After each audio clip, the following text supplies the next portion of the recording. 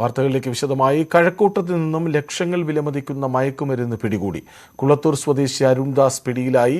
Kazhakkoottam excise ഉദ്യോഗസ്ഥർ നടത്തിയ പരിശോധനയിലാണ് മയക്കുമരുന്ന് കണ്ടെത്തിയത്. 27 ഗ്രാം ഹാഷിഷും 54 MDMA ഗുളികകളുമാണ് പിടിച്ചെടുത്തത്.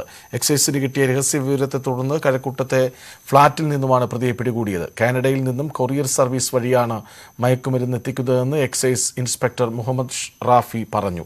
പരിശോധനയിൽ assistant excise inspector Shyamkumar, preventive ഓഫീസർമാരായ TM Devalal, Santhosh Kumar, civil excise ഓഫീസർമാർ തുടങ്ങിയവർ പങ്കെടുത്തു.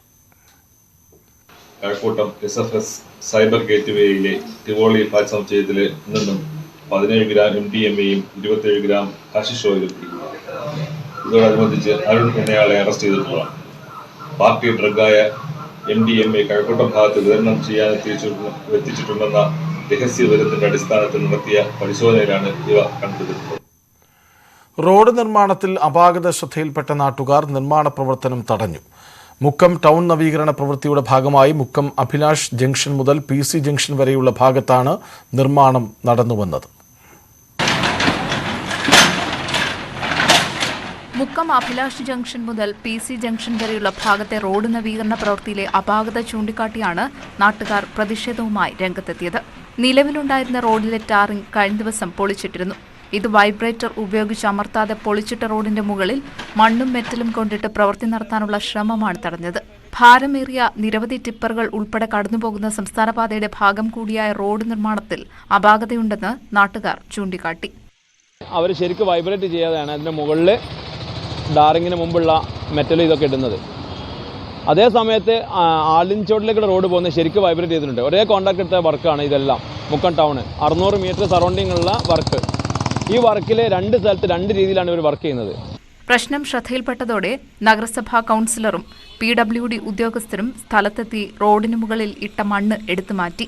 വൈബ്രേറ്റർ ഉപയോഗിച്ച് അമർത്തിയതിനു ശേഷമാണ് റോഡ് പണി പുനരാരംഭിച്ചത്. നേരത്തെയും മുക്കം ടൗൺ നവീകരണ പ്രവൃത്തിക്കെതിരെ നിരവധി ആരോപണങ്ങൾ ഉയർന്നിരുന്നു. ന്യൂസ് 18 മുക്കം. വിവിധ ആവശ്യങ്ങൾ ഉന്നയിച്ച് all Kerala wheel chair rights federation Kozhikode ജില്ലാ കമ്മിറ്റിയുടെ നേതൃത്വത്തിൽ മുക്കത്ത് സംസ്ഥാന പാത ഉപരോധിച്ചു. മുക്കം സിവിൽ സ്റ്റേഷൻ പരിസരത്ത് നടന്ന ഉപരോധ സമരം AKWRF ജില്ലാ പ്രസിഡന്റ് മുഹമ്മദ് അലി വഴിയോരം ഉദ്ഘാടനം ചെയ്തു. ഭിന്നശേഷിക്കാരെ സംസ്ഥാന സർക്കാർ ബജറ്റിൽ പരാമർശിക്കുക പോലും ചെയ്യാതെ അവഗണിച്ചതിൽ പ്രതിഷേധിച്ചാണ് ഉപരോധം. തീവ്ര ഭിന്നശേഷിക്കാരായ നട്ടെല്ലിന് ക്ഷതമേറ്റ് കഴിയുന്നവരെ പ്രത്യേക വിഭാഗമായി പരിഗണിക്കുക, പെൻഷൻ തുക 1600 നിന്ന് 3000 രൂപയാക്കി വർദ്ധിപ്പിക്കുക, 2 വർഷത്തോളമായി മുടങ്ങിക്കിടക്കുന്ന ആശ്വാസകിരണം പദ്ധതി കുടിശ്ശിക സഹിതം ലഭ്യമാക്കുക, സ്വയം തൊഴിൽ പദ്ധതിക്ക് തുക അനുവദിക്കുക തുടങ്ങി നിരവധി ആവശ്യങ്ങൾ പ്രതിഷേധക്കാർ ഉന്നയിച്ചു. മലപ്പുറം എടയൂർ ഗ്രാമപഞ്ചായത്ത് 8ാം വാർഡിലെ പ്രധാന റോഡായ KMUP സ്കൂൾ അമ്പല സിറ്റി റോഡിന്റെ പുനരുദ്ധാരണം 1ാം ഘട്ടം പൂർത്തിയായതിന്റെ ഉദ്ഘാടനം നടന്നു.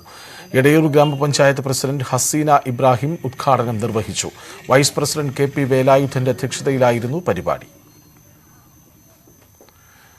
പുനലൂരിൽ കാട്ടുപന്നിയുടെ ആക്രമണത്തിൽ ബൈക്ക് യാത്രികന് പരിക്ക്. പുന്നല ചെമ്പ്രവൺ പുത്തൻ വീട്ടിൽ രാജീവനാണ് കാട്ടുപന്നിയുടെ ആക്രമണത്തിൽ ഗുരുതരമായി പരിക്കേറ്റത്. കാലിന് ഗുരുതരമായി പരിക്കേറ്റ നിലയിൽ രാജീവനെ തിരുവനന്തപുരം മെഡിക്കൽ കോളേജിലേക്ക് മാറ്റി. പത്തനാപുരം റേഞ്ച് കേന്ദ്രീകരിച്ച് നിരവധി കാട്ടുപന്നി ആക്രമണങ്ങളാണ് നടക്കുന്നത്. ആക്രമണത്തിന് ഇരയാവുന്നവർക്ക് പ്രാഥമിക ചികിത്സാ സഹായം പോലും വനം വകുപ്പ് നൽകുന്നില്ലെന്ന പരാതിയും ഉണ്ട്. അതേസമയം കുളത്തൂപ്പുഴയിൽ കാട്ടുപന്നിയുടെ ആക്രമണത്തിൽ വീട്ടമ്മയ്ക്ക് പരിക്കേറ്റു. വീടിന് പുറത്തു നിൽക്കുകയായിരുന്ന വീട്ടമ്മയെ കാട്ടുപന്നി ആക്രമിക്കുകയായിരുന്നു. കുളത്തൂപ്പുഴ സ്വദേശി ഷക്കീല ബീഗത്തിനാണ് പരിക്കേറ്റത്. 2 കാലുകൾക്കും പരിക്കുണ്ട്. കഴിഞ്ഞ ദിവസം കുളത്തൂപ്പുഴയിലെ മീൻകുളത്തിൽ കുടുങ്ങിക്കിടന്ന പന്നിയെ വനപാലകർ രക്ഷിച്ചിരുന്നു. ഈ പന്നിയാണ് ആക്രമണം നടത്തിയതെന്നാണ് പ്രദേശവാസികൾ പറയുന്നത്. വനംവകുപ്പ് അധികൃതർ സമയബന്ധിതമായി ഇടപെടുന്നില്ല എന്നാണ് ആക്ഷേപം. കാസർഗോഡ് കൈവശാവകാശ രേഖയ്ക്ക് പണവും മദ്യവും കൈക്കൂലിയായി വാങ്ങിയ വില്ലേജ് ഓഫീസറും സ്വീപ്പറും വിജിലൻസ് പിടിയിൽ. നെട്ടണികെ വില്ലേജ് ഓഫീസറായ തിരുവനന്തപുരം സ്വദേശി SL സോണി, സ്വീപ്പർ ആദൂർ സ്വദേശി ശിവപ്രസാദ് എന്നിവരാണ് പിടിയിലായത്. ആദൂർ സ്വദേശി അബ്ദുൾ റഹ്മാനിൽ നിന്നാണ് കൈക്കൂലിയായി 2000 രൂപയും 1 കുപ്പി മദ്യവും ഇവർ ആവശ്യപ്പെട്ടത്. വിജിലൻസ് നൽകിയ നോട്ടുകളുമായി വില്ലേജ് ഓഫീസിലെത്തിയ അബ്ദുൾ റഹ്മാൻ ഇവ കൈമാറുന്നതിനിടയിലാണ് ഇരുവരും പിടിയിലായത്. കൊട്ടാരക്കര ചിരട്ടക്കോണത്ത് അങ്കണവാടി നിർമ്മിക്കുന്നതിനായി നാട്ടുകാർ സമാഹരിച്ച തുക ജില്ലാ പഞ്ചായത്ത് അംഗത്തിന് കൈമാറി. വർഷങ്ങളായി വാടക കെട്ടിടത്തിൽ കഴിഞ്ഞുവന്ന അങ്കണവാടിക്ക് സ്വന്തമായി ഭൂമിയുണ്ടെങ്കിൽ കെട്ടിടം അനുവദിക്കുമെന്ന അധികൃതരുടെ ഉറപ്പിന്മേൽ നാട്ടുകാർ ഫണ്ട് സ്വരൂപിക്കുകയായിരുന്നു. ബ്ലോക്ക് അംഗം KM റജിയുടെ ഒരു മാസത്തെ ഓണറേറിയം തുകയും അങ്കണവാടിക്കായി സംഭാവന ചെയ്തു. തൊഴിലുറപ്പ് അംഗങ്ങളുടെ വേതനത്തിൽ നിന്നും ഒരു വിഹിതവും വ്യാപാരികളിൽ നിന്നും സമാഹരിച്ച തുകയും ചേർത്താണ് ഭൂമി വാങ്ങുന്നത്. വടകര ചെരണ്ടത്തൂരിൽ 7 പേർക്ക് നായയുടെ കടിയേറ്റു. ചെരണ്ടത്തൂരിലും മന്ദരത്തൂരിലുമായാണ് നായയുടെ ആക്രമണം. പരിക്കേറ്റവർ വടകരയിലെയും കോഴിക്കോട്ടെയും ആശുപത്രികളിൽ ചികിത്സ തേടി. പ്രദേശത്ത് തെരുവുനായ ശല്യം രൂക്ഷമാണ്. അധികൃതർ നടപടി സ്വീകരിക്കണമെന്ന് നാട്ടുകാർ ആവശ്യപ്പെട്ടു.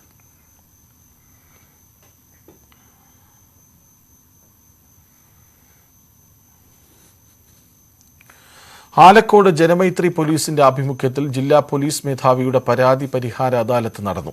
ഉദയഗിരി പഞ്ചായത്തിലെ മാവും തട്ട് കമ്മ്യൂണിറ്റി ഹാളിൽ നടന്ന പരിപാടിയിൽ 50ഓളം പരാതികൾ സമർപ്പിക്കപ്പെട്ടു. മലയോര മേഖലയിലെ SC/ST വിഭാഗത്തിൽപ്പെട്ട ആളുകൾക്കായാണ് അദാലത്ത് സംഘടിപ്പിച്ചത്.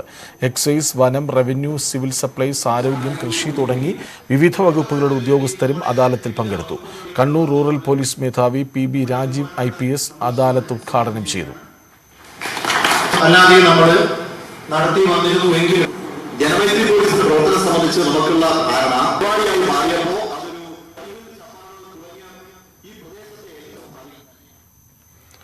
തൊടുപുഴ ചീനിക്കുഴിയിൽ മകനെയും ഭാര്യയെയും പേരക്കുട്ടികളെയും ചുട്ടുകൊന്ന സംഭവത്തിൽ പ്രതി ഹമീദ് കുറ്റം സമ്മതിച്ചെന്ന് പോലീസ്.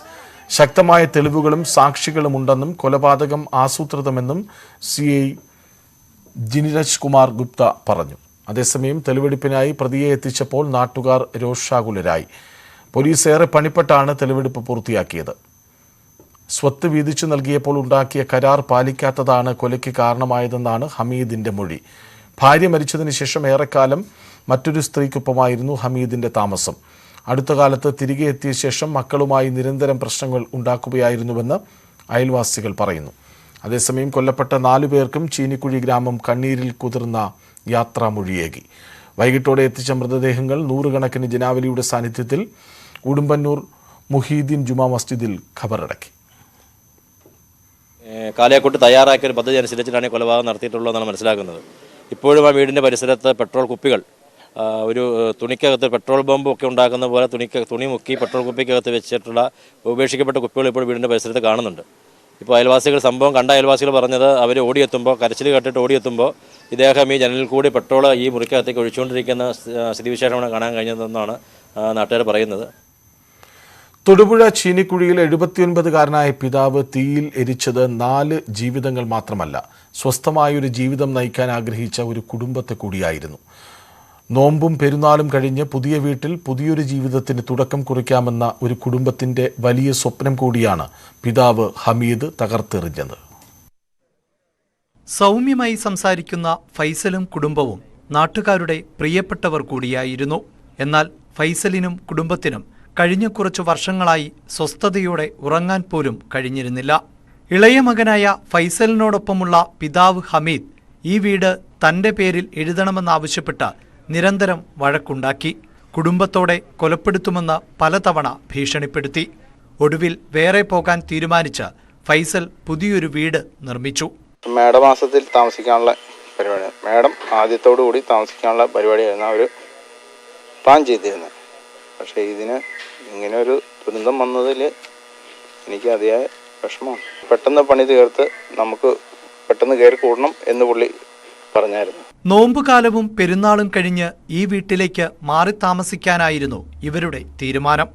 ഇതോടെ പ്രശ്നങ്ങളെല്ലാം അവസാനിക്കുമെന്ന പ്രതീക്ഷയിലായിരുന്നു ഫൈസലും കുടുംബവും. എന്നാൽ നോമ്പെടുക്കാൻ ഉണരും മുമ്പേ പിതാവിന്റെ ക്രൂരതയിൽ എരിഞ്ഞടങ്ങേണ്ടി വന്നു ഇവർക്ക്. 5 വർഷത്തോളമായി തിരിച്ചു വന്നു കഴിഞ്ഞപ്പോഴത്തേക്കും പുള്ളിക്ക് അന്ന് ഇവർക്ക് നൽകിയിട്ട് പോയ സ്ഥലങ്ങളും വസ്തുക്കളും തിരികെ വേണമെന്നും പറഞ്ഞ് കേസ് ഫയൽ ചെയ്യുകയോ അങ്ങനെ എന്തൊക്കെയോ ഉണ്ടായിരുന്നു.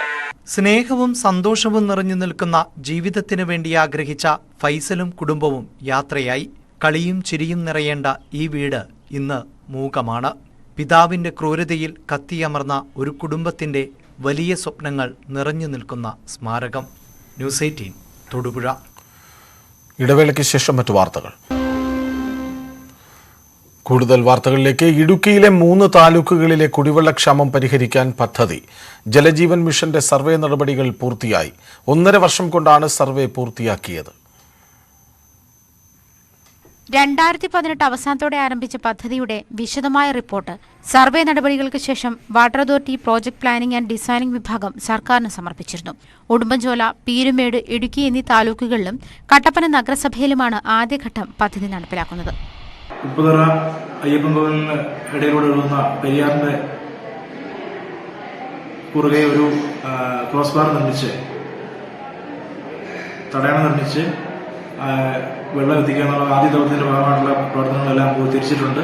അതിന് ടെൻഡർ നടപടികൾ പൂർത്തീകരിച്ചിട്ടുണ്ട്. അതിനോടൊപ്പം തന്നെ നമ്മുടെ അഞ്ചുരുളി ടണലിൽ നിന്നും വെള്ളം എത്തിച്ച് നമുക്ക് നമ്മുടെ ഈ പ്രദേശത്തിന്റെ മുഴുവൻ ആളുകൾക്കും ജലം ലഭ്യമാക്കുന്ന തരത്തിലുള്ള പ്രവർത്തനങ്ങളാണ് നടന്നു വരുന്നത്. 795 കോടി രൂപയാണ് പദ്ധതിക്കായി നീക്കിവെച്ചത്. എന്നാൽ ജലസേചന വകുപ്പിന് അനാസ്ഥ പദ്ധതിയുടെ ചെലവ് 1200 കോടിയിലേക്ക് എത്താനിടയാക്കുമെന്നാണ് നിഗമനം. അഞ്ചുരുളിയിൽ നിന്നും പൊന്മുടി ഡാമിൽ നിന്നുമായി 3,82,000 വീടുകളിൽ വെള്ളം എത്തിച്ചു നൽകാനാണ് പദ്ധതി. കൂടാതെ നിർമ്മാണം പുരോഗമിക്കുന്ന മറ്റു ശുദ്ധജല വിതരണ പദ്ധതികളും ഇതിന്റെ ഭാഗമാക്കാനും ആലോചനയുണ്ട്. ന്യൂസ് 18 ഇടുക്കി. ഇടുക്കി ഉപ്പുതറ ചിന്നാർപ്പുഴയ്ക്ക് സമീപം പുറമ്പോക്ക് ഭൂമി മണ്ണിട്ട് നികത്തുന്നതായി പരാതി. കലുങ്കുകളും പുഴയുടെയും റോഡിന്റെയും സംരക്ഷണ ഭിത്തിയും അടക്കമാണ് രാത്രിയുടെ മറവിൽ മണ്ണിട്ട് മൂടിയത്. ഇടുക്കി ഉപ്പുതറ പഞ്ചായത്തിലെ 17-ാം വാർഡിലാണ് രാത്രിയുടെ മറവിൽ ലോഡ് കണക്കിന് മണ്ണിട്ട് പുഴയോരവും കലുങ്കും മൂടിയിരിക്കുന്നത്. ഈ ഭാഗത്ത് പുഴയുടെയും റോഡിന്റെയും പുറമ്പോക്ക് സ്ഥലം മാത്രമാണുള്ളത്. ഏലപ്പാറ പഞ്ചായത്തിന്റെ ഭാഗമായ കൊച്ചുകരുന്തരുവിയിൽ കെട്ടിടം നിർമ്മിക്കാനെടുത്ത മണ്ണാണ് ചിന്നാർപ്പുഴയ്ക്ക് സമീപം നിക്ഷേപിച്ചതെന്നാണ് നാട്ടുകാർ സാക്ഷ്യപ്പെടുത്തുന്നത്. ഇതിനോടകം 50-ലധികം ലോഡ് മണ്ണാണ് നിക്ഷേപിച്ചിരിക്കുന്നത്. ഇത്രയും ലോഡ് മണ്ണ് ഇവിടെ ഇട്ടാല് താഴേക്ക് എന്റെ വാർഡിലെ ഉള്ള ആൾക്കാരുടെ വീടുകളിൽ കഴിഞ്ഞ പ്രാവശ്യത്തെ പ്രളയത്തിൽ അറിയാം എന്തുമാത്രം മണ്ണും ചെളിയും എല്ലാം കൂടെ ആ വീടുകളിൽ കയറി ഇന്ന് താമസിക്കാത്തൊരവസ്ഥയിലായിരിക്കാണ്. ഓരോരുത്തരും വാടകയ്ക്കും അമ്മ വീട്ടിലൊക്കെയാണ് പോയി താമസിക്കുന്നത്. അതുകൊണ്ട് ഈ മണ്ണ് എത്രയും പെട്ടെന്ന് ഇവിടുന്ന് എടുത്ത് മാറ്റണമെന്നാണ് ആവശ്യം. മഴക്കാലത്ത് ഒഴുകിയെത്തുന്ന വെള്ളം റോഡിന് സമീപത്തെ കലുങ്കിനടിയിലൂടെയാണ് പുഴയിലേക്ക് പതിക്കുന്നത്. മുൻപ് നിർമ്മിച്ച സംരക്ഷണ ഭിത്തിയും കലുങ്കും പൂർണ്ണമായി മണ്ണിട്ട് മൂടിയ സ്ഥിതിയാണ്. നാട്ടുകാർ പലതവണ ഈ കാര്യം ജില്ലാ ഭരണകൂടത്തെയും പഞ്ചായത്ത് സെക്രട്ടറിയെയും വില്ലേജ് ഓഫീസറെയുമെല്ലാം ധരിപ്പിച്ചുവെങ്കിലും യാതൊരു നടപടിയും ഉണ്ടായിട്ടില്ല. മഴക്കാലം ആരംഭിക്കുന്നതിന് മുൻപ് തന്നെ വിഷയത്തിന് പരിഹാരമുണ്ടാക്കണമെന്നും ഇത്തരം സാമൂഹ്യ വിരുദ്ധർക്കെതിരെ നടപടി സ്വീകരിക്കണമെന്നുമാണ് നാട്ടുകാരുടെ ആവശ്യം. ന്യൂസ് 18 ഉപ്പുതറ. ഇടുക്കി നെടുങ്കണ്ടത്ത് ജൈവവള വിതരണത്തിന്റെ മറവിൽ വൻ തട്ടിപ്പ്. ടെൻഡർ സ്വീകരിക്കാതെ തന്നെ കർഷകരിൽ നിന്നും ഗുണഭോക്തൃ വിഹിതം പിരിച്ചെടുത്തു. അധികമായി ലഭിച്ച തുക അടുത്ത വർഷത്തേക്ക് നീക്കിവെക്കാതെ അഴിമതി നടത്തുകയാണെന്നാണ് കർഷകരുടെ ആരോപണം. നെടുങ്കണ്ടം ഗ്രാമപഞ്ചായത്തിലെ 2000 കർഷകർക്ക് ജൈവവളം ലഭിക്കുന്ന രീതിയിലാണ് പദ്ധതി വിഭാവനം ചെയ്തത്. ഒരാൾക്ക് 2000 രൂപയുടെ വളം നൽകും. 30 ലക്ഷം രൂപ പഞ്ചായത്തിന്റെ തനതു ഫണ്ടിൽ നിന്നും 10 ലക്ഷം രൂപ ഗുണഭോക്തൃ വിഹിതമായും കണ്ടെത്താൻ തീരുമാനിച്ചു. എന്നാൽ പദ്ധതിക്ക് DPC അംഗീകാരം ലഭിക്കുന്നതിന് മുൻപ് തന്നെ ഗുണഭോക്തൃ വിഹിതം പിരിക്കുകയായിരുന്നു. ഒരു കർഷകനിൽ നിന്ന് 500 രൂപ വീതമാണ് വാങ്ങിയത്. പഞ്ചായത്ത് പ്രസിഡന്റ് വാർഡിലെ ഓരോ കർഷകരിൽ നിന്നും 600 രൂപ വീതവും വാങ്ങി.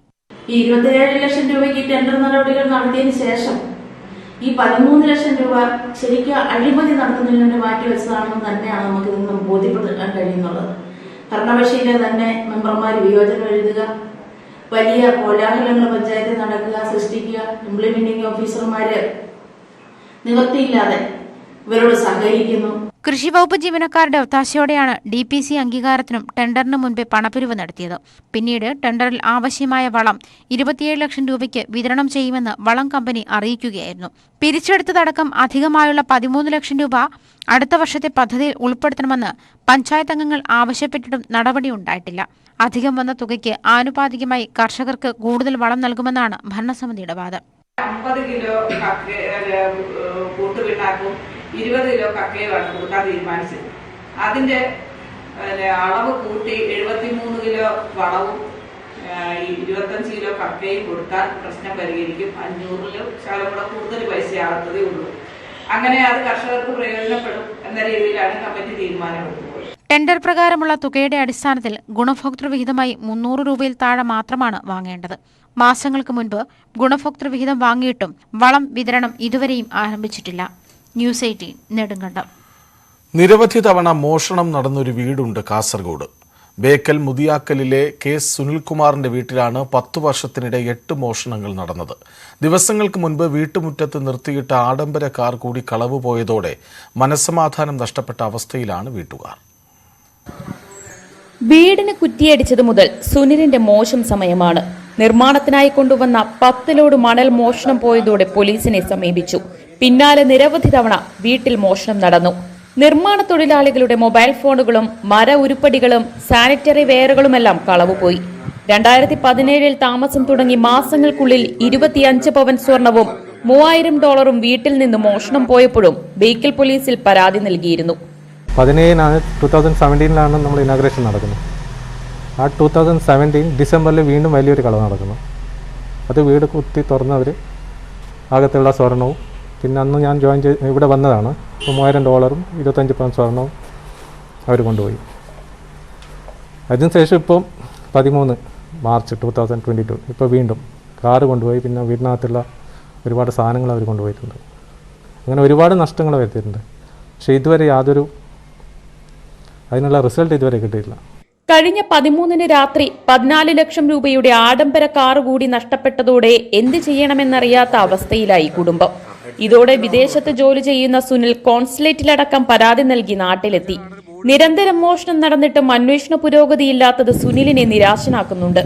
പുറകുവശത്ത് ഗ്രിൽസും വാതിലും തകർത്ത് അകത്തുകയറിയ കള്ളൻ CCTV ഹാർഡ് ഡിസ്ക് അടക്കമെടുത്ത ശേഷമാണ് കാറുമായി കടന്നുകളഞ്ഞത്. വീടും പരിസരവും നന്നായി അറിയുന്ന ആരോ മോഷണങ്ങളുടെ പിറകിലുണ്ടെന്നാണ് സുനിൽ പറയുന്നത്. ന്യൂസ് 18 കാസർഗോഡ്.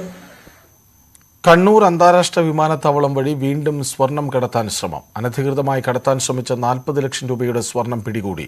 തലശ്ശേരി സ്വദേശി റുബീനയിൽ നിന്നാണ് 813 ഗ്രാം സ്വർണം പിടിച്ചത്. അസിസ്റ്റന്റ് കമ്മീഷണർ മുഹമ്മദ് ഫായിസിന്റെ നേതൃത്വത്തിലായിരുന്നു റെയ്ഡ്. നാട്ടുവർത്തമാനം പൂർണ്ണമാകുന്നു. നമസ്കാരം.